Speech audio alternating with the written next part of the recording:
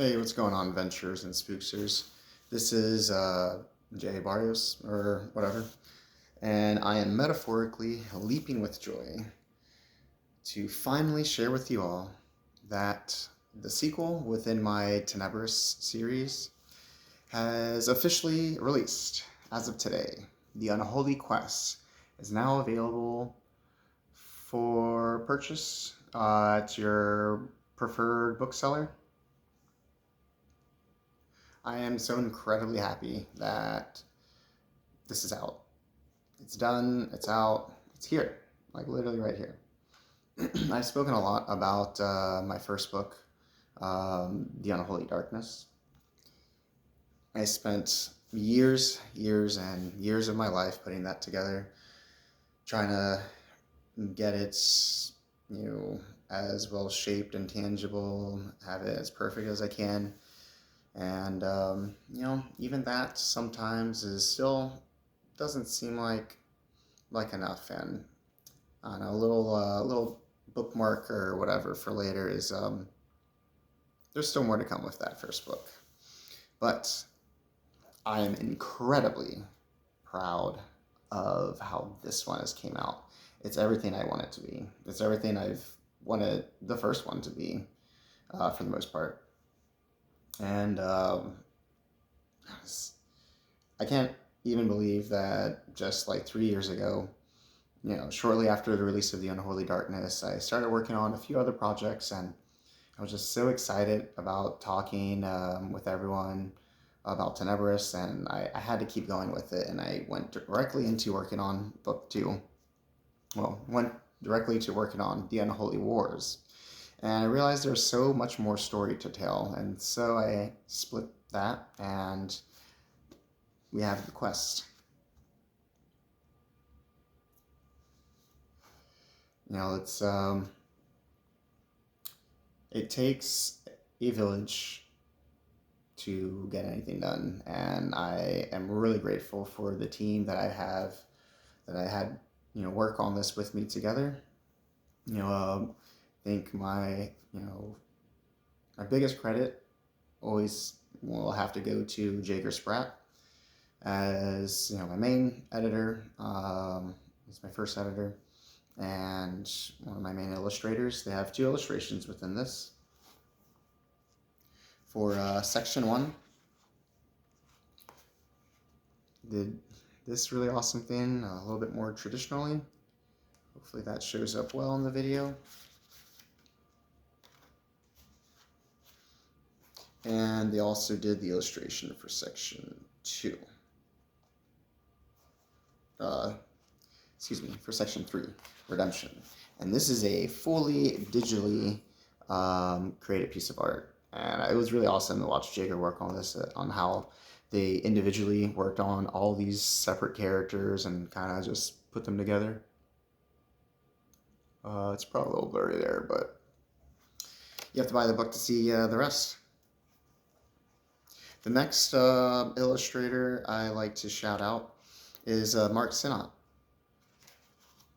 He is who worked on section 2, and his interpretation is wild. It's amazing, and it has that exact kind of Robert E. Howard, Conan the Barbarian feel that all of my works are inspired by.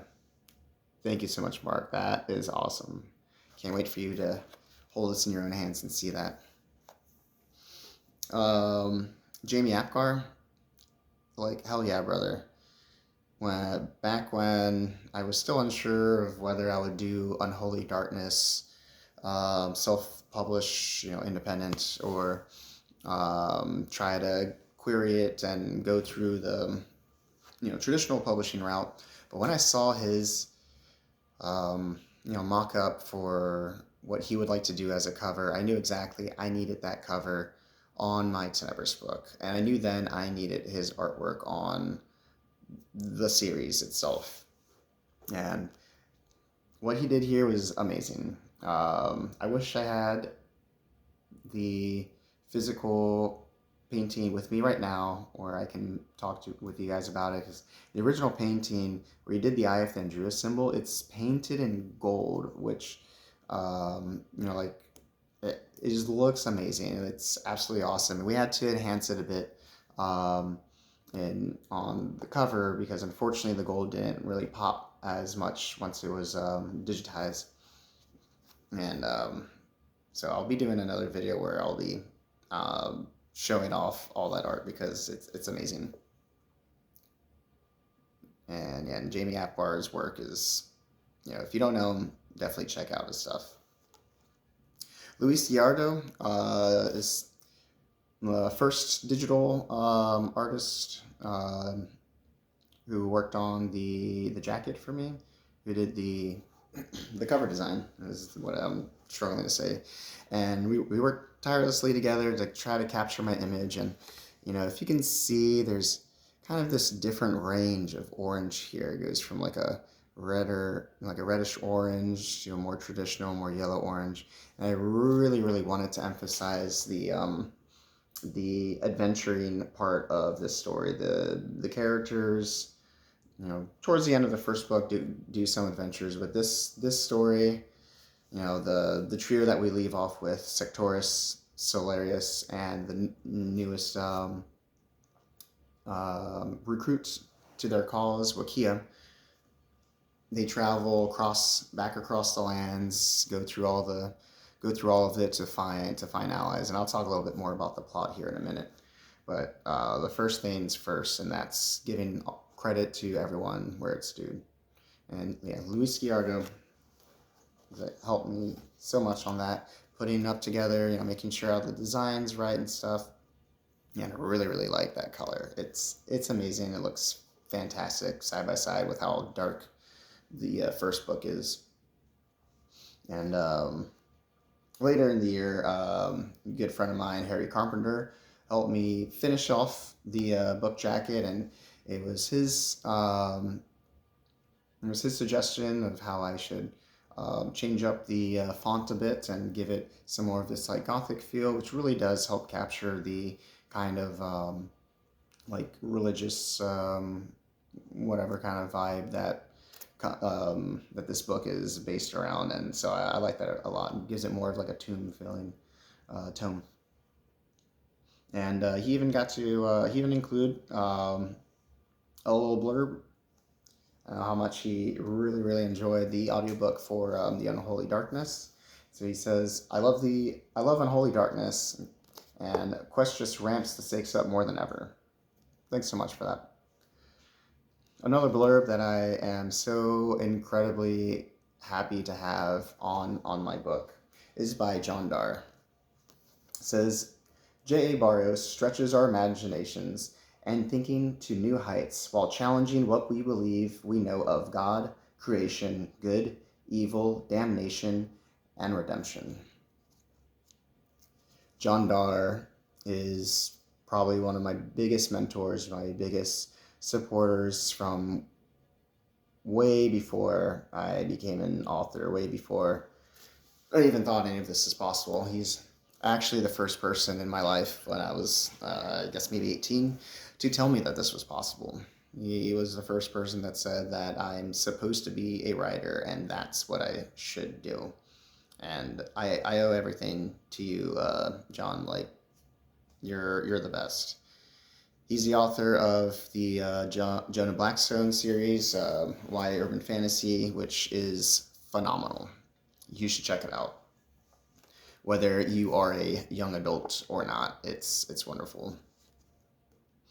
And also I must give a shout out to Joey Powell, who did me a huge solid and helped me convert the manuscript of this book for the ebook, which I just checked earlier this morning. It still doesn't seem to be available today, but should be coming up within the next few days, and I'll definitely give everyone a buzz when that's officially available. But at least for right now, you can get the physical copies from your favorite bookseller, whether it's Amazon, Barnes & Noble.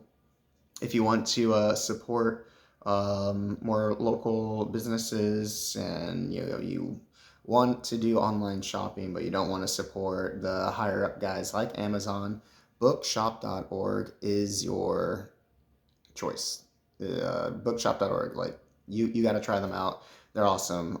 They discount books ever so slightly, which I think is really nice. So you get a really good deal there, and a number of the proceeds go to helping local bookstores. I know if you go to bookshop.org and you set up an account, you can select like a home store. And like myself, I selected The Dark Unbound, which is an upcoming like independent bookstore in Falls Church, Virginia, that's been threatening to open up any day now. And while they're still not available for walk-in orders and the usual kind of store browsing stuff, you can go to the Dark Unbound website and order what they have available online. And if you don't see anything there, you can set them up as your home store for bookshop.org, and they get they get direct proceeds from every purchase you do. I've already done a couple of purchases of books that they don't even have in store, and yet they get to get a little bit of that benefit, and I'm happy to help. But yeah, it takes a team to make it work, and I really love that. If any of you have read The Unholy Darkness, my dedication was to all the people who didn't support me and doubted me along the way, because it's that doubt, it's that lack of faith that fueled my passion to make sure I completed that. And it ties into the story. The story is a very kind of individual focus, doing what the individual thinks is right. And unfortunately, that does cause a ripple effect that drags in everyone else into the chaos that the story unfolds into, because that's how life works. And so this book I have dedicated to my support team, because this book is all about community, found family, aligned together for the greater good to fight against something threatening that is out there trying to challenge the very existence of everything.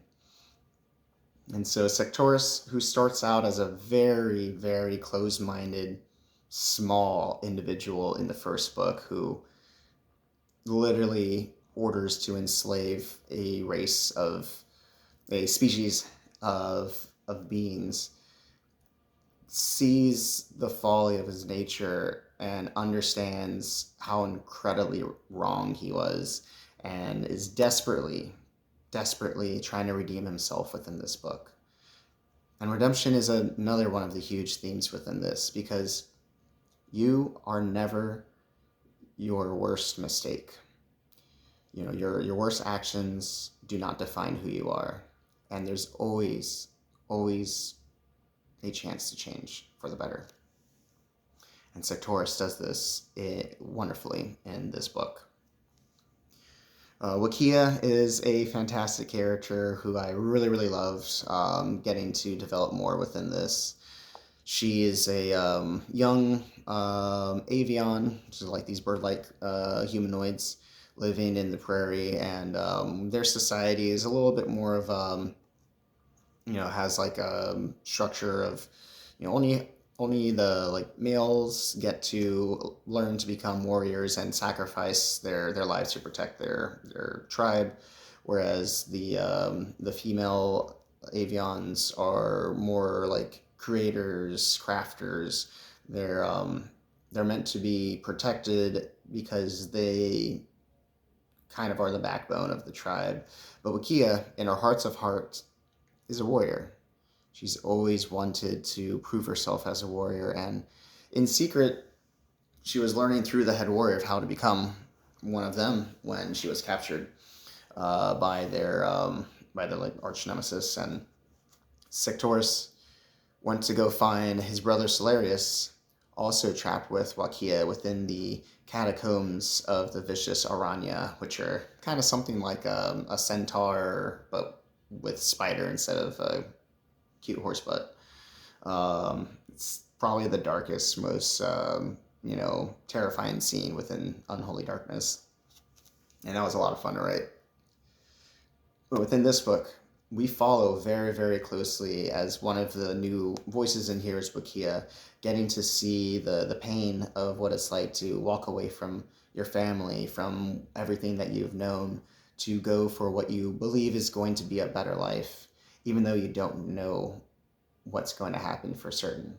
And there are so many moments that I just like tear up every time I was writing, and while I was rereading this, doing the proofing, just so many times her story moves me to tears in the best way possible. And those of you who are needing like a really good escape, and something that some good feels, her story in this is that's it.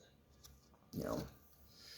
Now on the other side, there are some darker stories, some that are more focused on suffering, I guess, some that are more painful. And Vander, the Oracle, who was one of the only serpenoids not to be enslaved by Lucifer and his demons within the first book, lives as a different type of prisoner, as he is forced to watch within the confines of Lucifer's citadel as the other serpenoids are pushed to their limits, forging for metal, being tortured.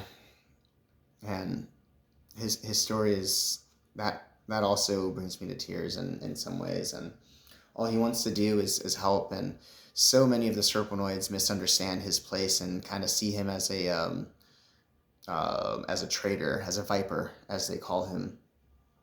But he doesn't care about that, and he continues to put himself within the quarry, connecting with those who do believe in him and teaching them the biggest power of all, which is language. He teaches them how to write, how to read, because in a time of enslavement, when they're being monitored all the time, it's hard to communicate with one another about certain things. And if they have the option to write it down, they can keep the demons, none the wiser of what's going on.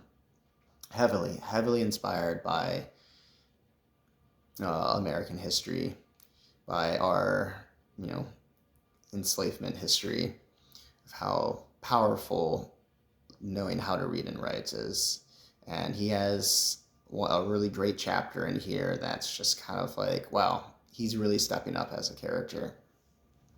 And another one that's definitely gets me in the feels is Samuel, who is our perspective within the domain of heaven within this book. We get a little glimpse of heaven in the beginning when the creator is creating the universe, and then we get a little bit more when Lucifer talks about his origin, his fall to the realm without a name, to Geom, as those who live here call it. And in this book, kind of use them as a prologue, an interlude, and an epilogue. We get these short chapters with Samael, who is one of Lucifer's main conspirators against Michael and Gabriel. And we get to watch how he's been punished, how he's been condemned to be alone. None of the angels speak with him. None of his archangel brothers really spend much time with him. And he's just kind of alone in the Colosseum with his thoughts. And, he has all this emotion, all these feelings. And, it's a story that's really important to me because, our society hates, it looks down on anything that's not nice, happy, joyful. Any kind of like hard, real emotion is discarded and told that it's wrong.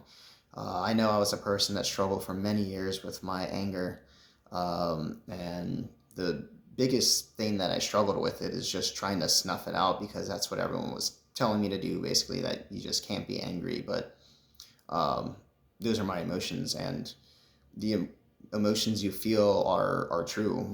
They don't have to be right, but that's your life.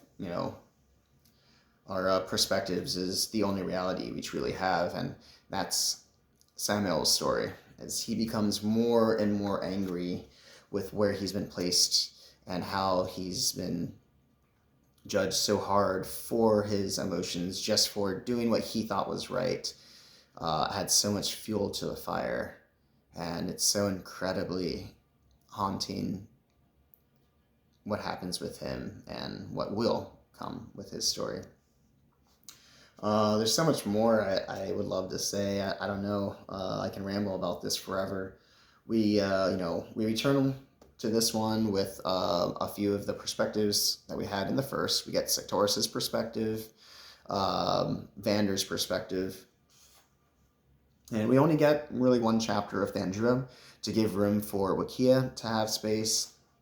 And we also kind of shift away from Lucifer's direct perspective, and we follow his head general, Lilith, who is a devout servant to Lucifer for saving her,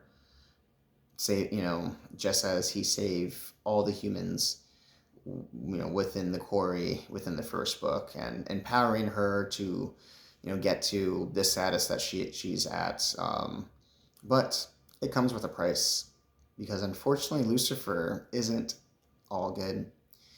Unfortunately, Lucifer isn't the savior that he has sold himself to be.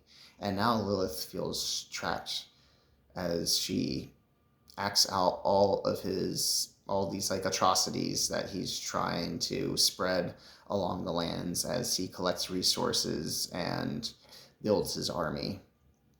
And she is stuck with the choice of, should she follow or does she resist? And that is also an incredible story. I appreciate every single one of you who have purchased The Unholy Darkness and have helped encourage me to, bring out the next book.